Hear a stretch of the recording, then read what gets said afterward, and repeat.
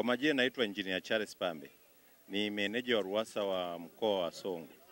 Leo ni sherehe ya Mei Mosi ambao ni sherehe ya sisi wafanyakazi. Katika mkoa wa Songwe tunao mtambo wa kuchimba visima ambao ni seti nzima ambayo imetolewa na Mheshimiwa Rais kwa kila mkoa. Mtambo huu katika mkoa wa Songwe tumeweza kuchimba visima zaidi ya 100 mpaka sasa katika majimbo yote 6 ya mkoa wa Songwe. Lakini pia kama Mei Mosi leo tumekuja na wafanyakazi wote na mojawapo ya kazi ambazo tunazofanya katika mkoa wa Songwe.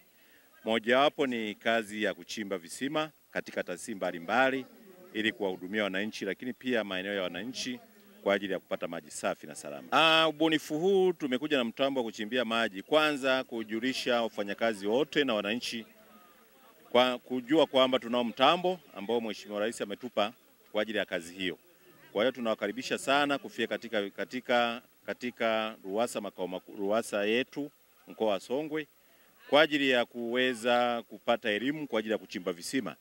Lakini pia kuwajulisha kwamba kwa taasisi yoyote au sehemu yoyote ambayo ina changamoto ya maji watuone ili basi tuweze kutoa huduma hiyo ya kuchimba visima. Gharama za uchimbaji zinategemea kutokana na urefu wa kisima, lakini gharama ambayo inayojulikana kabisa mita moja ya uchimbaji na gharimu kama shilingi 200,000. Hivyo basi tunaendelea kuwakaribisha waweze kufika katika RUWASA Songwe.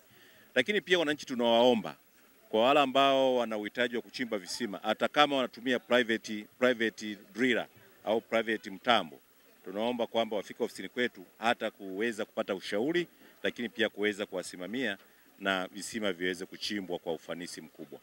Wingi mtambo sasa unanyanyuka pale.